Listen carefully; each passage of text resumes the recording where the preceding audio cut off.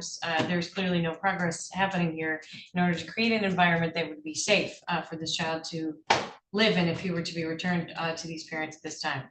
I give Ms. Kopis a lot of credit here for not asking me to change the goal to adoption today, given the frustration and the high level of risk, frankly, even occurring during parenting time as it relates to Ms. Lomas and her attempts to take care of this child. She was working hard to get her baby back, but testimony in court raised a heartbreaking question. Could she safely care for her infant without constant supervision?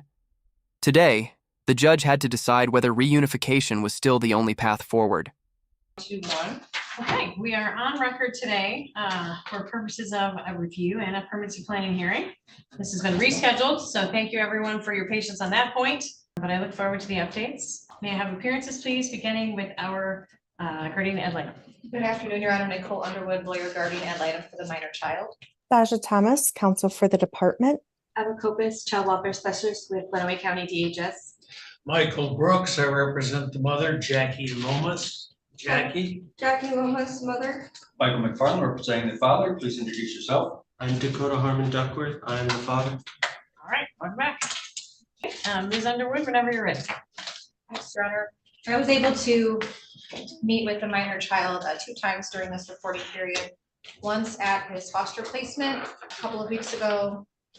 He was happy. He was engaging with some toys and showing a lot of smiles, a lot of interaction. His placement indicated that he's meeting all of his milestones. That they thought maybe he had had a lazy eye, which they got checked out to make sure that there was nothing that needed to be done there.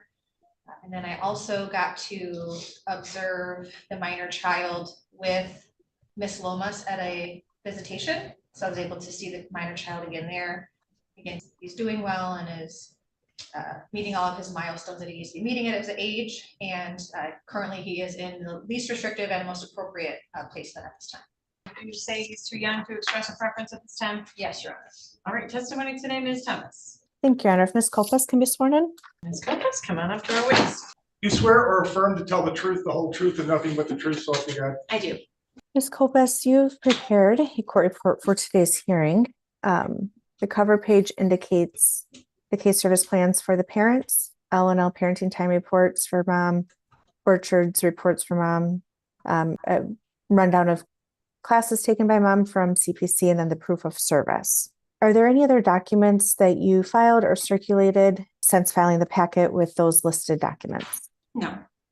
Okay. And are there any updates or modifications that you're aware of that need to be made to the court report or any of the attachments?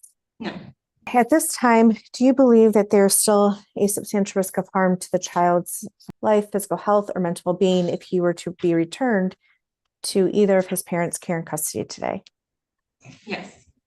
And can you briefly summarize what that substantial risk of harm is?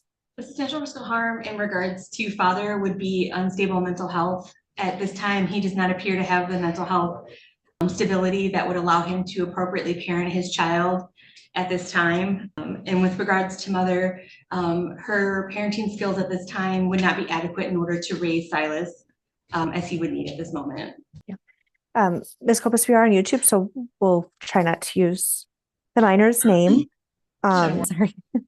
Thank you for that. And what services, I guess, has the agency or the department offered to help address those risks of harm to the child? With regards to mother, she has participated in mental health services with ACPC at this time. She is also participating in parenting education with CPC of Lenawee, Orchard Children's Center, as well as with L&L Parenting as an aide. And at this time, we are coordinating and working together to ensure that she is building her parenting skills. With regards to father, we have attempted to implement mental health services and to get him into the necessary mental health stability. As relates to mom, these parenting classes or supports and services, would you describe those as being very hands-on? They are very hands-on. Each of the coordinators and myself are very hands-on with mother in terms of providing instruction, providing mirroring examples, and ensuring that mom is accurately using those skills. At the last hearing, there was some concern about mom's ability to parent even under supervision. Has there been any change to that or any update that you'd like to provide the court? There's been no positive changes.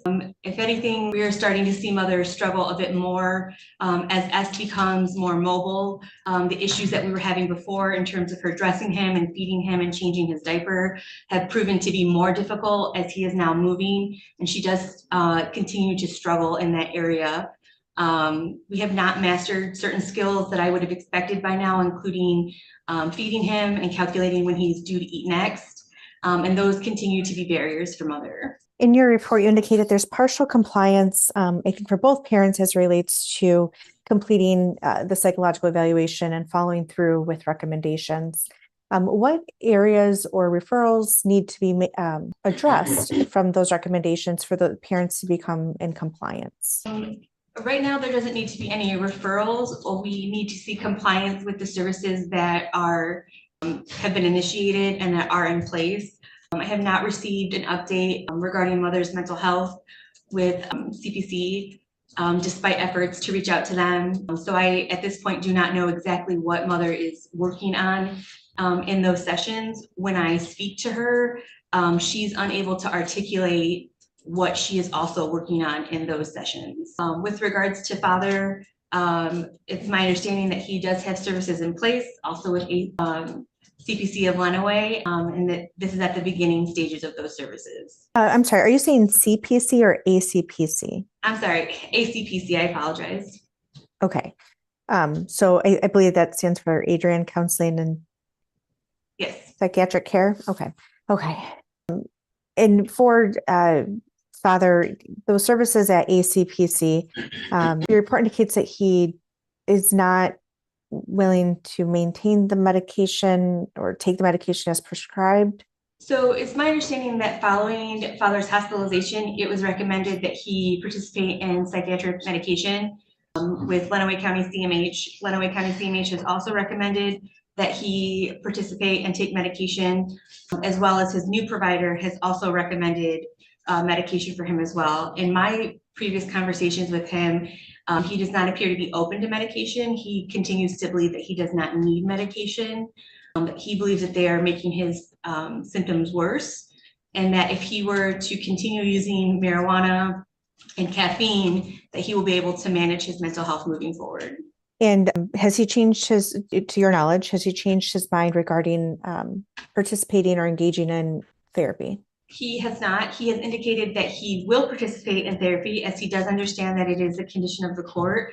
However, he does not believe that it will be beneficial, as he does not believe that he needs this service. And has he continued to decline virtual parenting time since you've filed this report? Yes. Okay.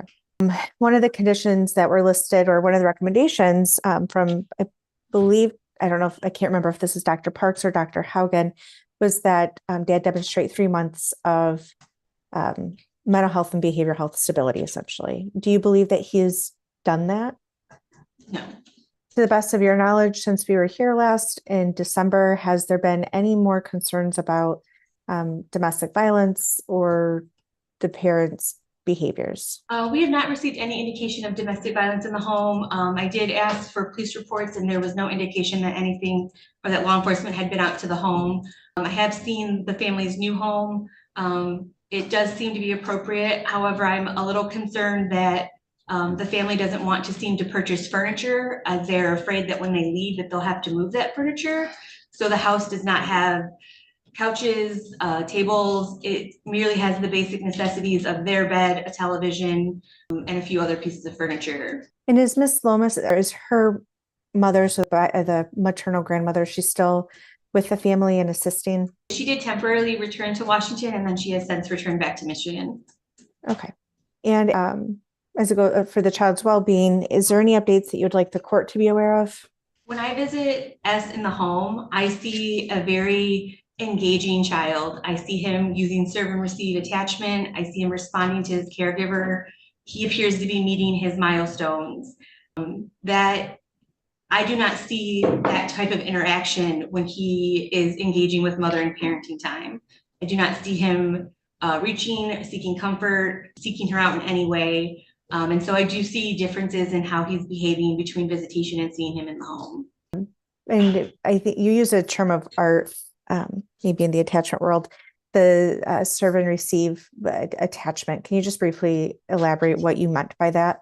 Serve receive attachment is where if you were to smile the baby would smile back at you. So you give them essentially an emotion or attachment, and then they mimic it back to you. And this builds trust and bonding moving forward so that they understand how to relate to emotions. So the child's not mirroring mom's emotional cues.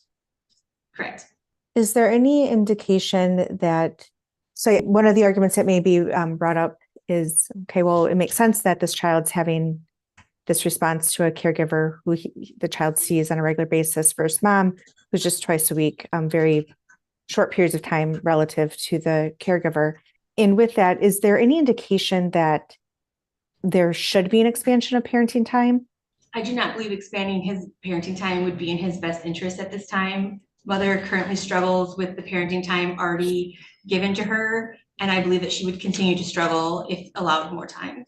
Other than the behaviors that you just testified to, which to me kind of were more about the child's responses and attachments to the caregivers and mom, does the child seem to experience any distress or discomfort during parenting time?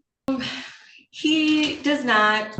Mom is very hands-on with him. She does tend to struggle still picking him up, and so he does seem uncertain when she seems uncertain. But usually between myself and the other parenting instructors, we are there to kind of pick up the pieces, ensure that mom is adequately caring for him. I noticed in, I believe it's Orchard's reports, that there seems to be the Orchard's worker and then either one or two people from the department. Can you help us understand who's present during parenting times? So in regards to the parenting time with L&L, it is Miss Lomas and Miss Edwards. And then the Thursday visitation is supervised by Orchard's Children's Services and myself. There have been a few other people in my department that have covered for me over this reporting period. They have all been familiar with this case, such as Sarah Harvey, who had did the initial removal and was able to provide feedback. Wonderful. Is there anything else that you believe the court should know for purposes of today's hearing? Mom really does try. She puts her best effort into what she is doing. On paper, when she is doing the quizzes and regurgitating the information, she is doing her best. I 100% believe that she is making effort. My concern is that it doesn't seem to be happening quick enough and efficient enough. And I'm worried that those skills may never develop. Thank you. With that, Your Honor, I have no further questions of Ms. Kopis and move to admit the court report with the attachments. I have, Thank you, they are received. Questions for this witness, Mr. McFarland? This child was taken almost immediately from mom at birth, if I recall, correct? Yes, And mother's visitation has been how many hours per week? twice a week for 2 hours for a total of 4 hours. So do you really expect that 4 hours a week, this child is going to form some type of bond with somebody who he's never lived with? I do, because I've seen him also engage with myself, and I see him just as much as mom, if not less than mother. I've seen him in different environments, and he will respond to me differently than he will respond to mother. You understand that both of these parents have some diagnosed impediments, right? Yes. Under the American with Disabilities Act, what is your agency or yourself doing to comply with the ADA? In regards with mother, we have implemented more parenting education. Each parenting education program is working individually one-on-one with mother. We've also implemented short quizzes to ensure that she's getting all the information and obtaining them. And then she also has the opportunity to review that material with me as well. Material is read to her if she is unable to read it or understand it. She does appear on paper to be understanding some of the course material. What about father? In regards to father, he has begun parenting classes with CPC of Lenawee. My main priority for him right now is that he needs emotional stability in order to move forward. We've attempted to help him in services. He has been in services. He does not appear to follow through with providers. I understand he does not have a cell phone. Is that still correct? Yes, Is your agency able to help him get a government phone? I'm happy to assist with that. I don't know the logistics of it, but we can moving forward. He's always indicated that we can contact him through email, as he does have a tablet, and that we can also reach out to him through Ms. Lomas's phone. Has that 3-month countdown started, or is that reset? Where do you stand for him having parenting time? I apologize, I don't In your understand. psychological evaluation, it suggested a 3-month period of compliance and mental stability. Is that running, or have we not started that? My expectation would have been that he would have begun that as soon as he did that psychological and began his initial mental health services following being hospitalized. So as far as we're concerned, that clock has already been running. So has he demonstrated, well, he needs a 3-month period of time demonstrating mental stability. Is he in that cycle? Is he demonstrating mental stability right now to start that clock, would be my question. No. Thank you. Questions, Mr. Brooks? My client is, as you've testified, attending various services under the sponsorship of your department. Could you tell me what they are again? So the services that we implemented were Orchard's Children's Services, the Parenting Education Program, and L&L Parenting Aid. She initiated CPC of Runaway on her own, and as well as her mental health services. Could you tell me what's involved with those latter two agencies? So the agencies that we put into place are hands-on. They work through a variety of skills. What does that mean, hands-on? It means that we are actively involved with her. So if Jackie's on the floor with the baby, then I am on the floor with her and the baby. We're never not without arm's distance of her in case that she drops or has anything that needs to be helped to picked up. She does struggle to carry him, and so there have been times when I have been behind her ensuring that she does not drop him. You say struggles not to drop him, is that right? Yes. In what sense do you mean? I mean, If how'd she- she struggle not to drop the baby? So when she is bending down to pick him up from the floor, she gets stuck in that position and then has to hold it. And then I am uncertain as to whether she is able to bring herself fully up or if she has to leave him on the floor. And she struggles in those transition positions. So she struggles with holding him while she transitions to sitting down, or while she's standing up to sit down, she struggles to transition with him in her arms. Has she ever actually dropped the child? She has not. Do you know whether my client can read and write? She reports to us that she can read and write. It's been my experience that she cannot read as fluently as she has articulated. Have you ever tested her to have her read something to you? We've had her read through the material given to her by Orchards, and then there are quizzes that she has to read and answer those questions. She does appear to understand those. All right. Is there anything that she's done that would indicate to you that she cannot understand or cannot read and write? She does not appear to understand the court report. She doesn't appear to understand certain other documents provided to her. I do believe it is a comprehension issue. All right. Now, you say she's seeing the child, what, 4 hours a week? Have I got that right? Yes. As well as she does participate, she has previously participated in medical appointments and those things as well. That's in addition to the 4 hours a week? Yes, And is she attending those doctor's appointments? yes, Is she attending her visitation faithfully? she is. When she's caring for the child, and I assume the child needs care during each of those 2-hour intervals, is she performing the functions that need to be done in a way that's appropriate? She is making her best effort to do that. She is within her skill set to care for him. The issue is that some of her skills have not quite caught up to him. As an example, she still struggles with feeding him a bottle and trying to figure out the timing of when he's due to eat next, and he's already moving on to solid foods. And we haven't even been able to introduce that as a skill set because we have yet to master the first half. In what way is she deficient?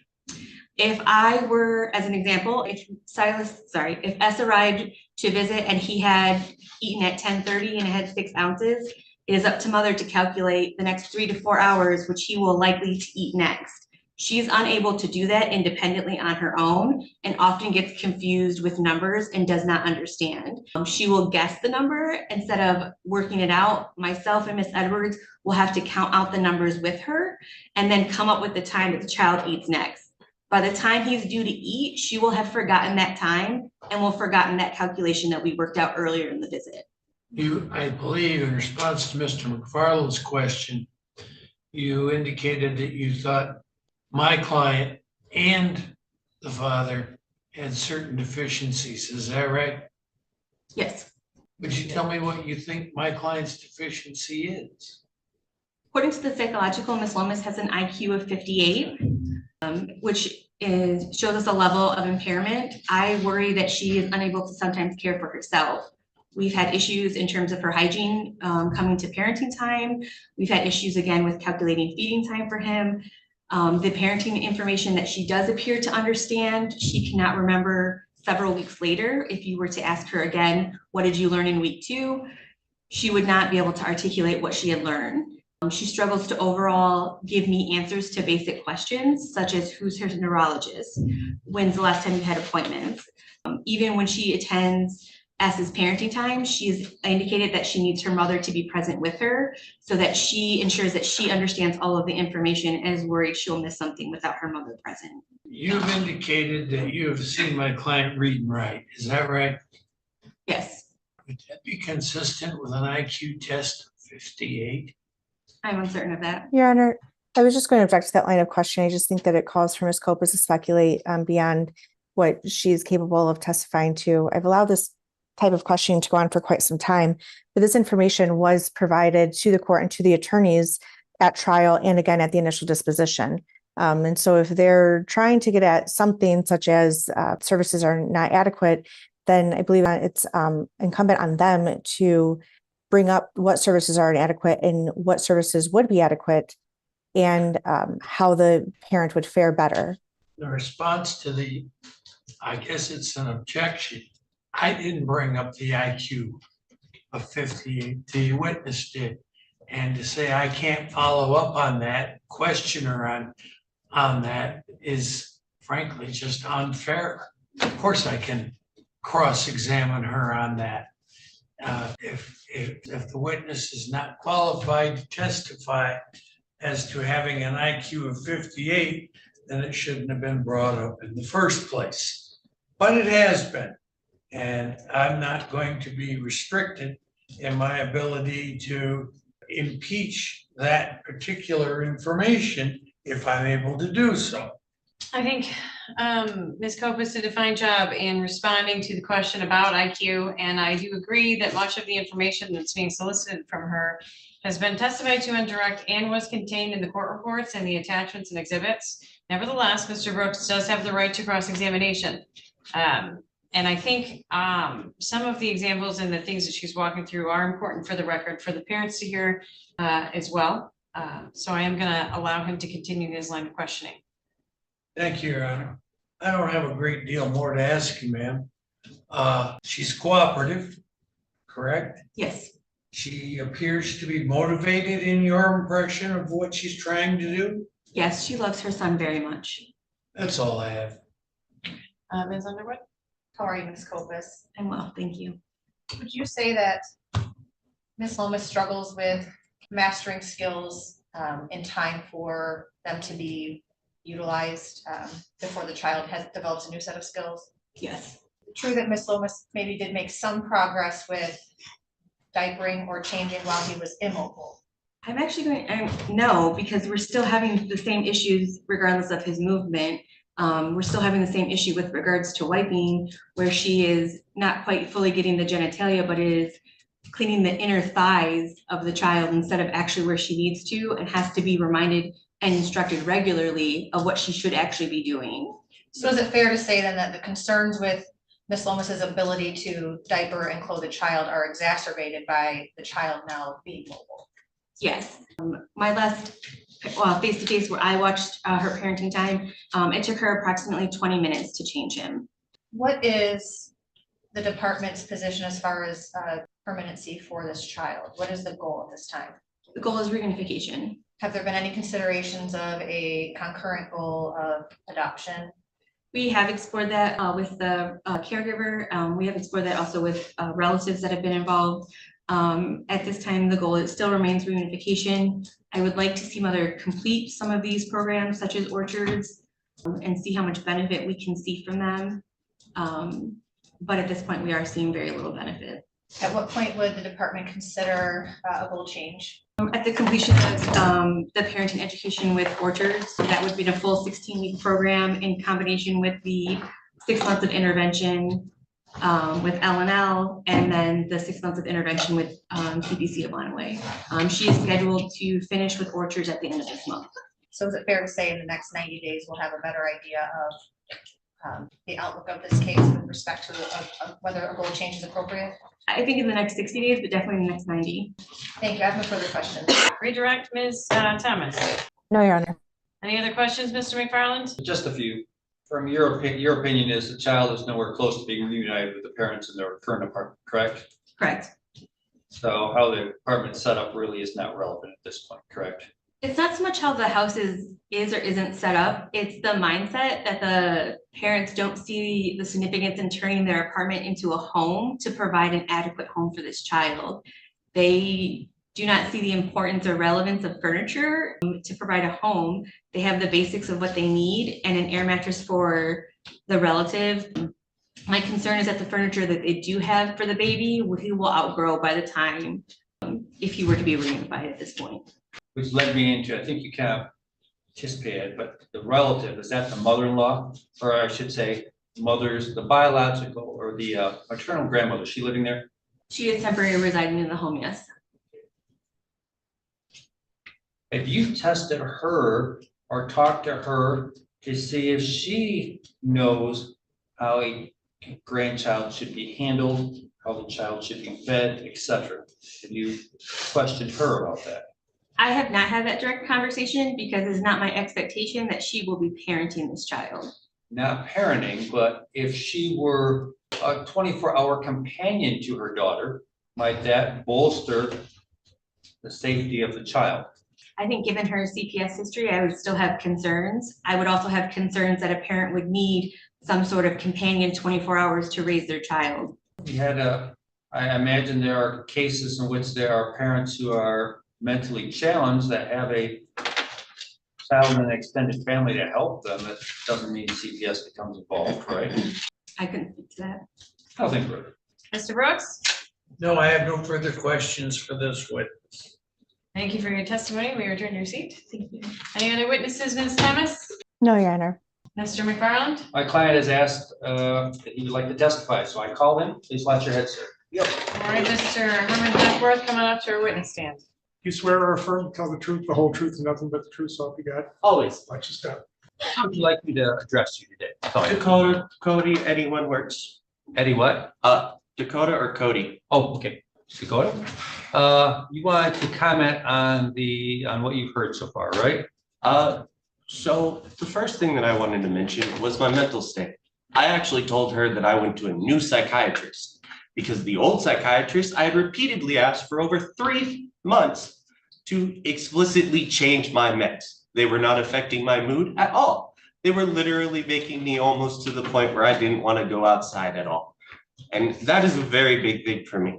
I was even on a weed at that point, which is the normal thing that lets me go outside and have my joy time. Do you have that new psychiatrist now? Yep, I have a new psychiatrist. I'm also taking new medications that is specifically for my mood stabilization. I've been taking those for at least 2 months. Okay, who is that psychiatrist? Do you mind I sharing? don't remember off the top of my head because it's the newest psychiatrist that I've only met him twice. Do you know where he practices, what the name of the facility is? I believe it is the same counseling place that my honey goes to, but I do not remember off the top of my head because it's literally, I've only been there twice and I've had 2 telehealth visits. Would you be willing to sign a release so Ms. Kopis can contact your provider and verify that you've been doing that? What else would you like to comment on today? Most of the time, whenever I'm even in a emotional irregularity, which is normally, I have 2 modes, which is normally grumpy or sad. And when I'm sad, I usually go and stay away from people. She's already seen that because last actual court case, she caused one of those episodes to happen. When I had asked her to leave me alone, she did not. Who's the she? Uh, Ms. Kopis? yes.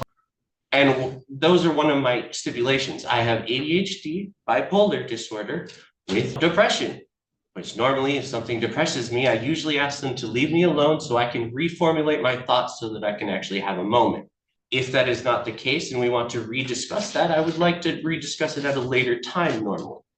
But that never usually happens. If they want to have you do a test, some type, drop a urine test to verify you're taking your medications, what would be your thoughts on that? I would be fine with doing that. I'm taking them now. That's another reason why my mood is stabilized on court at least. Okay. And do you understand that the psychiatrists who interviewed you would like to see 3 months of you maintaining stability in order to have Yes, personal visits? yes, I do. Okay. I was originally taking the medicine that was prescribed over a month ago, or it was 2 months ago, because of the reason that I had issues with it. And then I stopped taking it a month, and then I told her about it, and that didn't happen. Did you wish to address you not having virtual visits with your child? Yeah, actually, the reason why I originally didn't want to have virtual visits is because I didn't want to look like I was crying on the mic. Because I'm going to constantly be thinking about my child and that can't be. What about now? Still the same answer. Okay, I appreciate your frankness and honesty. What do you think that we can do to help you on this One, case? the reason why I said counseling would not work for me, and I'm going to be honest with you, the major reason is because every time that I go in there, they're going to want me to talk about my life. That usually just brings up bad memories, and then I have to go home. That's every time that I've gone to a counselor. That means every single time I'm going to be almost grumpy when I come home. That gets usually brought around the house, even if I'm on my mood stabilizer. That's usually why I try and offset it with caffeine or marijuana. So that's your Normal. triggers is what you're telling me. Yeah, my triggers. Anything else? This is your opportunity. Anything else you want to express to the court today? Half the time when I have come home, or my honey has come home, she said the visits have been doing fine. The last visit, when she was actually having her baby visit, she said the baby was kicking so much that it even broke a nail, which caused her to bleed, which was on top of that, one of the reasons why she was having issues. Oh, also, they had the gall to send her a baby doll after we had explicitly asked her not to do that. And they say that she's not able to actually take care of it. This baby doll does not move. It does not do anything. It literally just sits there. Thought I would mention that. Fair enough. There's a doll. Did you see the doll? Yes, I did. It's called Love Baby. That's a doll you can feed and diaper and things like that? It doesn't have any of those attachments to it. Fair enough. Included with what you want to say? For right now, yeah. Well, you stick around. We'll see if any other attorneys have questions for you. Okay. Any questions, Ms. Thomas? No, Your Honor. Mr. Brooks?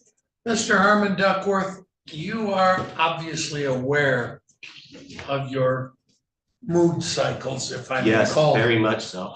The question has been asked to the previous witness, Ms. Kopis, whether she believes you have maintained or made progress towards mood stabilization. Do you remember her being asked that? Yeah, I actually haven't really had any real talks with her. She actually has been going behind my back to actually talk to my honey, asking Well, for let me my ask you a prescriptions question. and This is everything else. just the preliminaries to following up with a question. Yeah, sorry.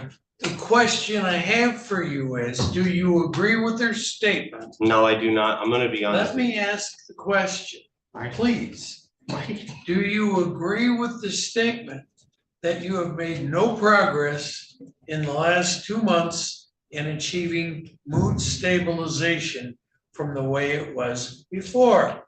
Not since I've been taking this new medication, honestly. And how long have you been taking that new medication? It's been 2 weeks to be exact. I'm giving you the exact timeframes that I've been trying to get these up instead. And in that 2 weeks, have you felt a difference in your moods? Honestly, yeah. I even mentioned that to Miss Kopis too, about my new medication that I was taking too. I just couldn't give her the answer to it because I've had so many medications in the last 2 months. And how often rather, excuse me, do you speak to Ms. Kopis? The last time was only at the family team meeting. After that, I haven't really talked to her. And when was that? I have no recollection of that moment because of times and dates. So has there been any conversations between you and the caseworker? Not really. Let me finish the Sorry. question. About your mood stabilization, No, not really. Not at all. I'm gonna be honest with you. Because whenever they've only seen me literally once, and that was at the family team meeting or at the house visit that was maybe a month ago, roughly around that time. Do you happen to know what the the different medications you're taking now are? I know their dosage, but I'm taking doxycycline for my face because my face was causing me issues.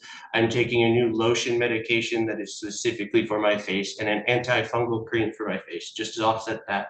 I'm taking another 25 milligrams of, I think it's tyrosine or something along those lines. Mhm. And it's 25 milligrams, and that is for mood stabilization for my bipolar.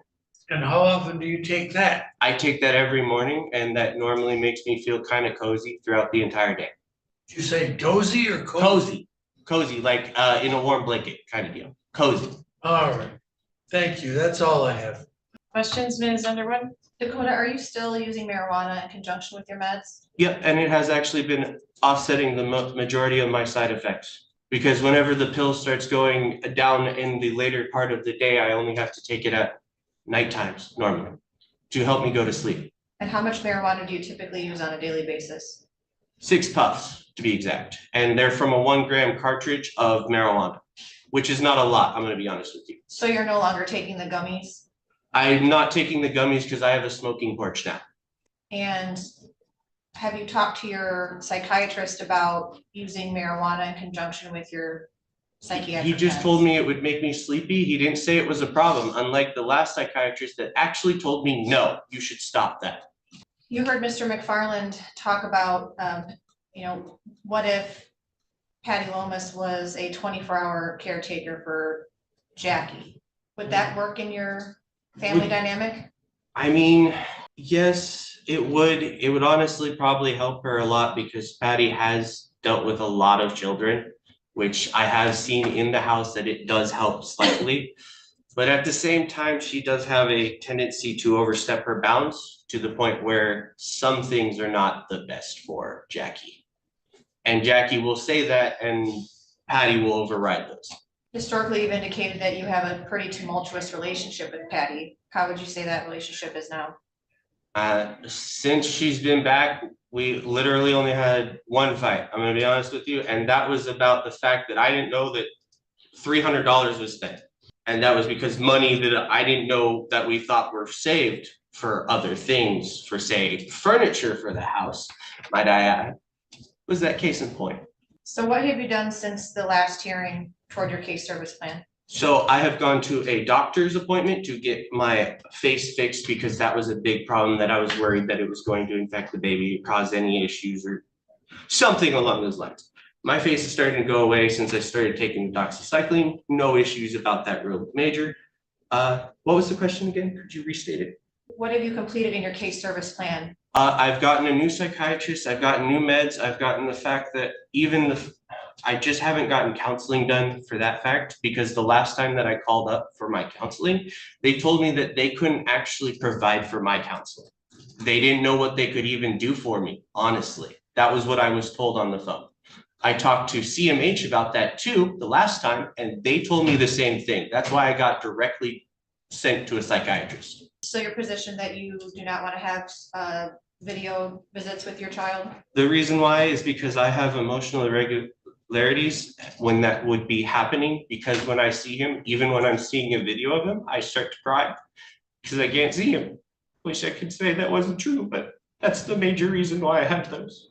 I'm just asking if you if you are continuing to decline those visits. I'm declining them for now because I can't deal with them emotionally, if you know what I mean.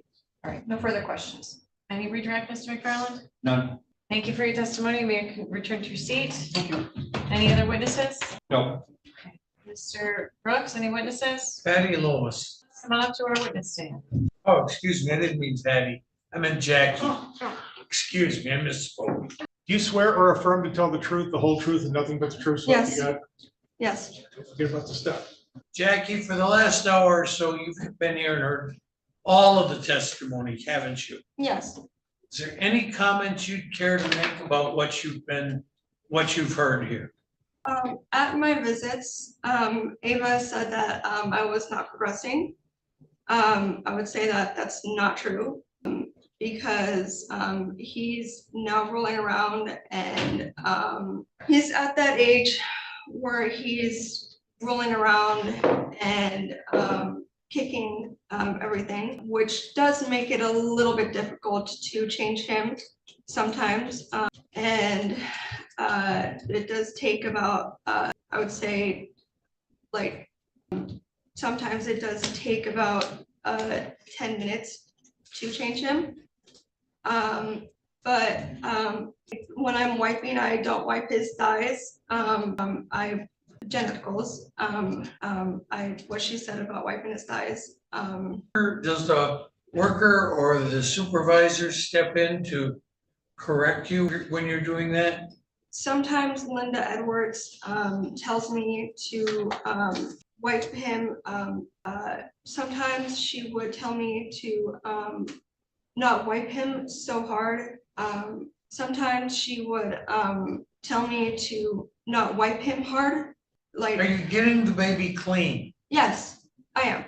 Have they ever said to you that the job you've done is incomplete? No, Now, there has been some sort of sideways references to your mental abilities. You're aware of that? yes. Would you care to comment on that, please? Well, they say that my mental ability is not stable enough to care for the child, Right, which recently I was diagnosed with ADHD by a new psychiatrist, and I started taking medication for that. may I interrupt you a minute? Yes, Are you aware of whether that psychiatrist has filed a report? no, she has not. Does she intend to? I have not asked her about it. All right, are you going to see her again? Yes, Would you ask her to, please? yes, I will. And submit it to the court? Yes, Now, back to what we were talking about. Well, it was your mental acuity, wasn't it? yes, Can you read and write? yes, I can. Can you type? Yes, very much. I believe the report says that they tested your IQ at 58, is that right? Yes, it was. You agree with that assessment? No, When you have seen reports or lessons, let's start one at a time. When you've seen lessons that have been provided to you by the department, can you read them? yes, I can. Do you understand them? Yes, very much. You in fact have written stories, have you not? Yes, I have. I see one here, which I am not going to bother sending in as an exhibit. But that's a story you wrote and you typed, is it not? Yes. What's it about, basically? It's about a boy.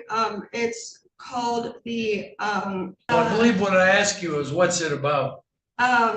It's I'm sorry. It's about a boy who was framed for his brother's murder and has to go on to try and solve try to find the person who framed him. All right. I'm also looking at the desk here where you and I have been sitting, and I see a notebook that seems to have quite a bit of writing in it, doesn't it? Yes, Whose writing is that? mine.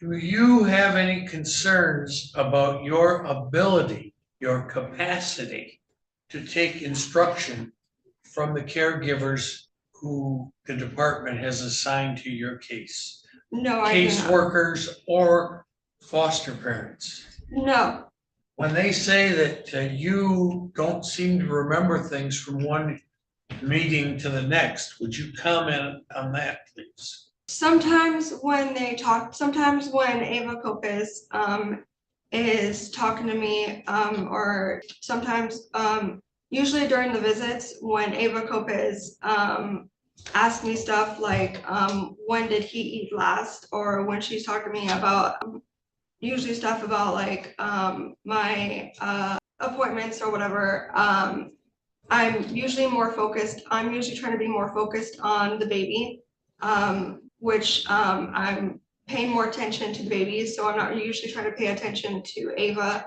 So, I can't really, so my attention is trying to be more focused on him rather than her. And I'm trying to split my attention both ways, and it's usually hard for me to, what's the word I'm trying to look for? No, split my attention both ways, I would say. Your attention is focused on the child. Yes, When you get instructions and say 2 or 3 days, do you still remember what you were told to do from their perspective the correct way? yes, Now, your speech patterns are slow. You're very deliberate in the way you speak, aren't you? yes, sometimes. When you're under pressure, Yes, when I get nervous, I'm very slow. do you get nervous when you're at these visitations with these caregivers? Yes, very much. Are you right now? Yes, Conversationally, you would be more back and forth in a quicker manner. yes. Do you have any other children? No, This is your first baby. yes, this is my first. Is there anything else you want the court to know? I don't think so. Thank you. There may be other people who want to ask you questions. Questions, Ms. Thomas? No, Your Honor. Mr. McFarland? With your ADHD, is it easier for you to get instructions in writing or for somebody to talk to you with instructions for you to remember? Usually talk to me. It's usually like when they're talking to me. How about when you're nervous at a visit with your child or in court? Is it easier for you to get things in writing or for people to talk to you at visits? Sometimes in writing. Now with this new psychiatrist, what's your new psychiatrist's name? Sarah Thomas, I believe. Would you be willing to sign a release so Ms. Kopis can verify what you're telling us that Yeah. you're doing that? Yeah. Okay, I have nothing further. Ms. Underwood? Jackie, is it true that you do have trouble going from sitting to standing or standing to sitting with the baby? No. I recently I had a seizure a few weeks ago, and when I had a seizure, I kind of fell on the floor, and when I fell on the floor, I hurt my back, and my back has kind of been hurting me ever since. And it was kind of hard for me to pick him up a little bit. So that was the reason why it was kind of hard for me to that was the kind of reason why it was hard for me to pick him up. But it's not hard for me to, right now, it's not hard for me to sit or go from sitting to standing. But I have a doctor's appointment coming up very soon. Is it true that you have issues calculating when the baby needs to eat? I do math in my head. From the time the foster parent tells me that, says that when he ate last to when he needs to eat, I do math in my head.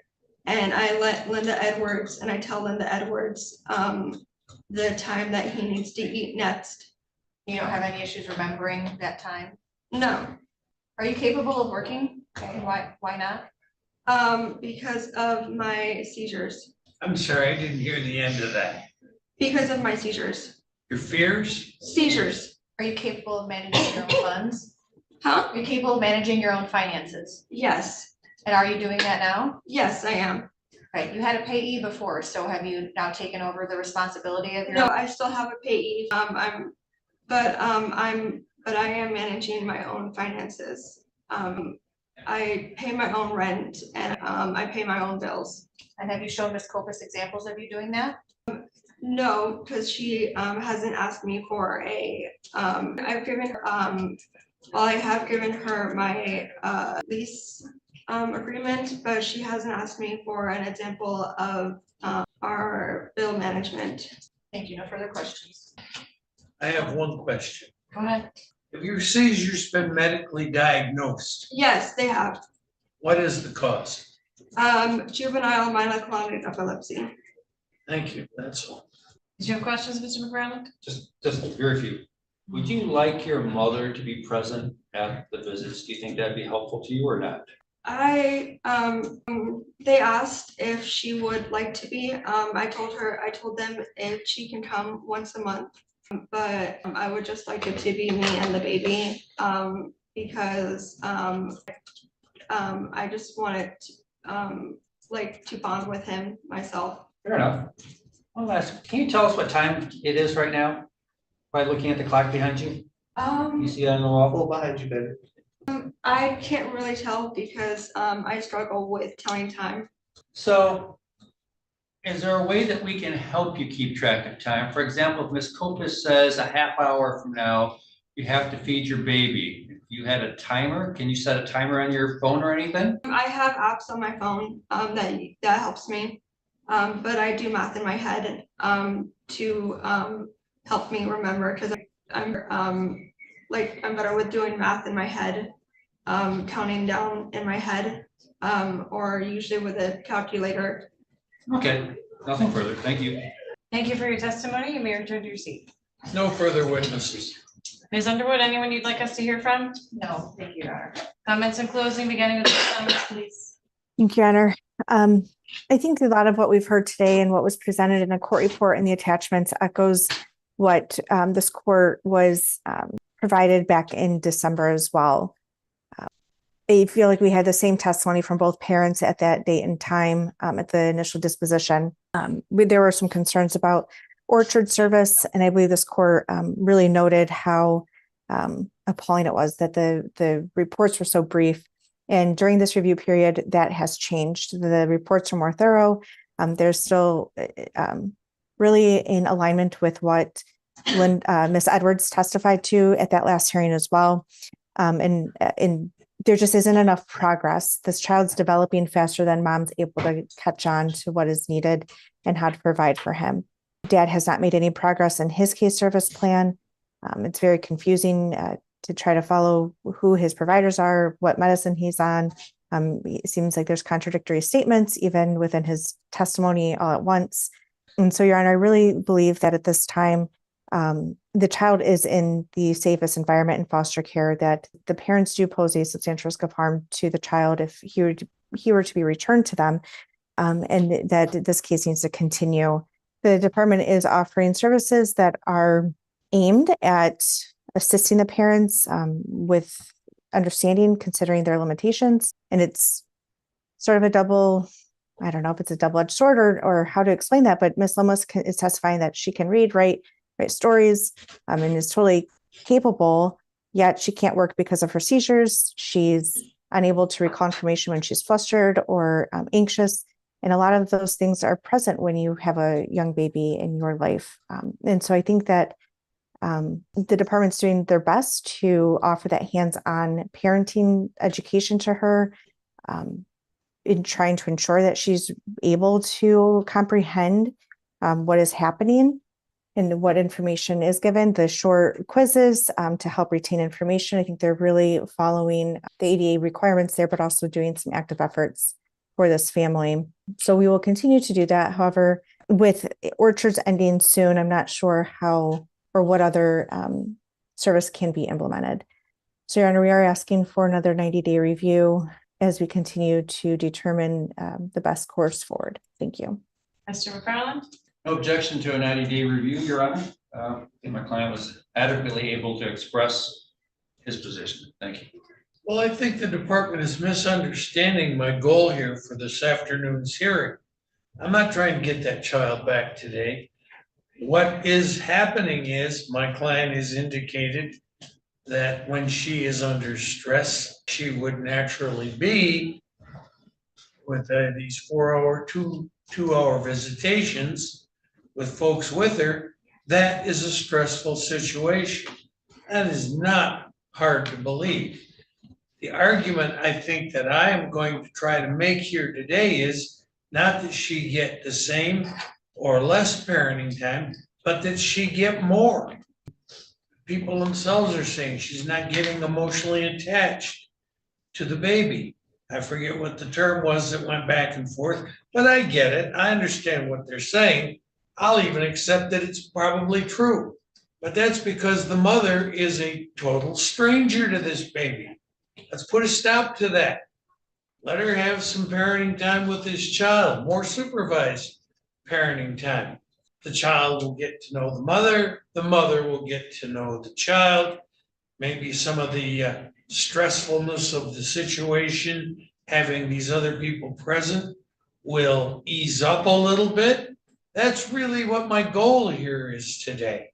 Let's get more face time between this mom and her, what is that child, 3 months old now? 6 months old child. Seems like a reasonable request to me. Your Honor, this is a difficult situation overall. We have a mom who desperately wants to have the capabilities of caring for her child. However, it's clear to me, both through the evidence provided in the court reports, as well as the testimony, as well as my own personal observations of parenting time, that Ms. Lomas is truly not capable of adequately caring for this child. What Ms. Lomas testified to with respect to being able to stand up and sit down with the child is completely contradictory to what I witnessed myself. Frankly, I was ready to stick my hands out in the event that this child is going to be dropped. I was concerned and always on high alert. And again, I'm not saying that because Ms. Lomas isn't trying. I really don't think that that's the case. I observed a diaper change that took several minutes. She attempted to put the diaper on backwards. He kept moving and rolling around, and she was hyper fixated on wiping his genitals when he just had peed, to the point where Ms. Edwards had to tell her to stop wiping. Again, these are things that we've been talking about for several months, and there's just not been any progress made, which is unfortunate. On the other hand, we have Mr. Harmon Duckworth, who is still presenting with some mental health issues. It doesn't seem to be taking accountability for any of that, or providing the necessary documentation and information we need to know if he is making progress on his case service plan. He's been provided several opportunities to at least start with FaceTime or video parenting time, and he's declined that. Again, there's an extreme lack of progress on both ends. Again, I think for Miss, it's not due to lack of trying. I believe that it's appropriate at this time due to the child's age that we consider a concurrent goal of adoption, not just reunification. This child deserves permanency and stability, which he's getting in his current placement. He is in the least restrictive and safest environment, and I believe it is in his best interest that he continue there pending further order of the court. Thank you. The court finds all interested parties are given notice for purposes of today's review hearing and permanency planning hearing. I do find the department has fulfilled its obligation to provide reasonable efforts towards reunification, as has Ms. Underwood in her role as guardian ad litem. The child is in the safest and least restrictive placement at this time, given the continued challenges that the parents are trying to overcome. Obviously, the testimony received from both parents was an attempt to discredit the observations of a number of caseworkers in this particular file. And in fact, even frankly, the guardian ad litem. And I don't think that that's necessarily something that is done in an attempt to discredit the workers, frankly. I think it's an attempt to paint the parents in a better light. And I think it also reflects the idea that we have two parents that really don't understand the limitations that they have and the challenges that are here for this child if this child were to be returned to their care. Mr. Harmon Duckworth is still not exercising parenting time, and I would be very interested in seeing whatever medications and mood stabilizers he is on, but according to the court report and the testimony of Ms. Copas, if he has accomplished that, he has not provided that information to her, which is imperative, considering the fact that that information then has to go to the attorneys and to the court and would demonstrate progress in the very significant high needs, high risk area of his mental health, which he had talked about today a little bit. And we heard about in depth at the trial and what sort of limitations and aggression manifests when Mr. Harmon Duckworth is not. And in fact, sometimes even when he is medicated, whether it's his choice of medications or the psychiatric choice of medications. We've seen no relief from those symptoms under either category, which puts this child at significant risk of harm if returned to his care. Ms. Jacqueline Lomas continues to reside with Mr. Harmon Duckworth, and we unfortunately would not be able to rely on her to care for this child for many of the reasons explored in the record today and contained in the court report. Including something as simple as picking him up and placing him down, changing diapers, and retaining the skill sets that she needs to make sure that he gets his basic needs met. So there are clearly some significant needs here, and despite attempts by Ms. Lomas for sure, and maybe even Mr. Harmon Duckworth's attempts, there's clearly no progress happening here in order to create an environment that would be safe for this child to live in if he were to be returned to these parents at this time. I give Ms. Culpus a lot of credit here for not asking me to change the goal to adoption today, given the frustration and the high level of risk, frankly, even occurring during parenting time as it relates to Ms. Lomas and her attempts to take care of this child, even on a very limited basis. I find her testimony and the remarks in the parenting time observations and the court report by the other professionals hired to assist in this case to be credible and consistent with what's been described over the course of the past 6 months. I will not allow any increase in parenting time until and unless we see some gains, and that's my decision on parenting time. We'll have our next review and permanency planning hearing on May 12th at 10:30 in the morning. It's a Monday, May 12th at 10:30. Will be our next dispositional review and permanency planning hearing. And I would be inclined to acknowledge that the dual goal is appropriate in this case, as requested by our guardian ad litem. And I'll review that at our next juncture as well. So for today, given the limited prognosis for improvement and the need for this child at this very young age to be stabilized and continue to develop, I am going to change it to a dual goal of adoption and reunification, and we'll see where we are at the next juncture. Do you want the new address? Yes, thank you. All right, that's all for today.